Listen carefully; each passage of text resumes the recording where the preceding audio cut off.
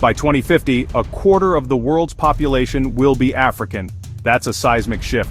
For too long, Africa's story was told by outsiders focused on poverty, conflict, and resources. The West often used economic sanctions as a way to keep African nations in check, a modern version of colonial control. But now the ground is shifting. Africa is standing up, questioning the motives behind these sanctions. Are they really about democracy, or just a new form of control?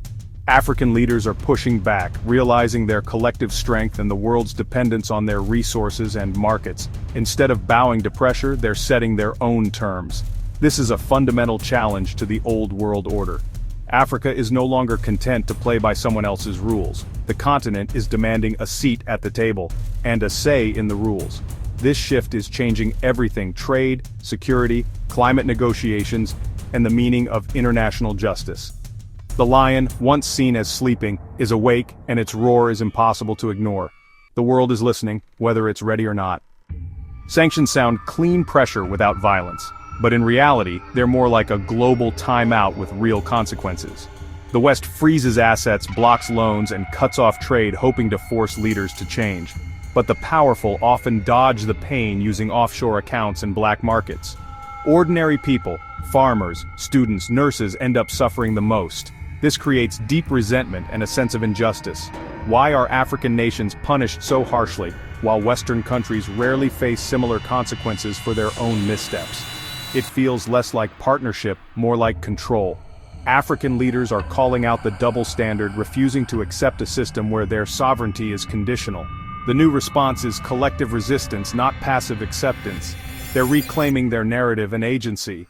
You can't help us by starving our people, they say. You can't promote democracy by crippling our economies. This isn't just about one sanction, it's about rejecting the idea that one part of the world can unilaterally punish another. Africa is demanding respect, not permission. The game is changing and the old rules no longer apply. The world must adapt or be left behind. What's it like to live under sanctions? Imagine running a marathon with your shoelaces tied. Access to global finance disappears. Businesses can't import or export. Factories shut down, jobs vanish. Foreign investment dries up, currencies crash, and prices for basics skyrocket. The intended targets, elites, often escape the pain. Ordinary families pay the price, sometimes for generations. Politically, sanctions can backfire. Leaders use them to rally people against a foreign enemy, entrenching their own power. Sanctions can create a vacuum, inviting new foreign influences that may not care about democracy or human rights. Instead of fostering stability, they often breed dependency and chaos. The country becomes a pawn in a bigger geopolitical game. The cycle of despair deepens, and the original problems remain unsolved. Sanctions rarely hit their mark, they just shift the suffering. Sanctions don't just hurt economies, they unravel societies. Governments slash funding for schools and hospitals. Teachers and doctors leave, creating a brain drain. Social safety nets collapse and desperation grows. Young people with no jobs or hope become easy targets for extremist groups. Sanctions meant to promote stability can fuel the very conflicts they're supposed to prevent. The psychological toll is immense: uncertainty, stress, and a sense of abandonment. Trust erodes between citizens, government, and the world. The elites adapt, but ordinary people face impossible choices. The disconnect is stark. While diplomats talk targeted pressure, families decide who eats. The human cost is invisible in policy debates, but it's real and lasting. Sanctions miss their targets, but the wounds they leave are deep. The world must reckon with this reality. So how is Africa responding? With unity and strategy. Through the African Union and regional blocs, nations are standing together, refusing to be divided. When one is sanctioned, others offer support and solidarity.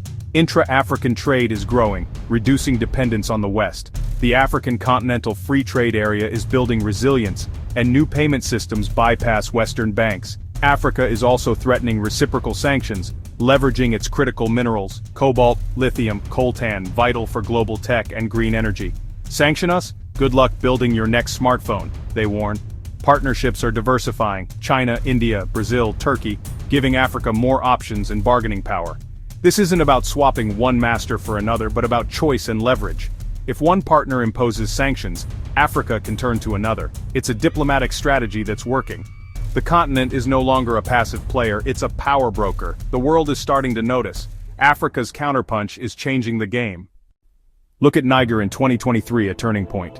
After a coup, the West imposed sanctions expecting the regime to fold. Instead, Niger's neighbors Mali and Burkina Faso formed a defense pact standing together against outside pressure. They expelled French troops and American troops, reclaiming sovereignty and winning popular support. The Niamey moment showed that sanctions can backfire, accelerating the loss of Western influence. African nations proved willing to risk hardship for independence. The old playbook, condemnation and sanctions, no longer works. A new era of African agency has arrived, united, defiant, and unapologetic. The world must take note. Africa is emerging as a true global power broker. Its unity gives it demographic, economic, and diplomatic weight. With a booming population and rising middle class, Africa is both a resource hub and a massive market. On issues like climate change, a united Africa can demand fair terms and real support. The continent is pushing for reform in global institutions, seeking a permanent seat at the UN Security Council and a bigger voice in the IMF and World Bank. Africa isn't asking for a seat at the table, it's building its own. The shift is about respect and equality, not isolation. African nations want partnerships, not paternalism. The era of passive aid recipients is over. Africa is rising as a diverse, dynamic force with a shared purpose. The world must recognize this new reality.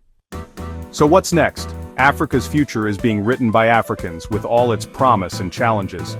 The push for unity and sovereignty will face tests, internal and external. But for the first time, the future feels truly in African hands. The world must choose, cling to old models of control, or embrace genuine partnership. That means listening, supporting African-led solutions, and respecting sovereignty. The West must decide, partner in Africa's future, or relic of its past. This isn't just a debate for politicians, it's for all of us. It's time to move beyond cliches and see Africa's innovation, youth, and complexity. Engage with its stories, celebrate its successes, and amplify its voices. The script is flipped. The old story is over. A new one is beginning, and we all have a part to play. The future is listening. Are you?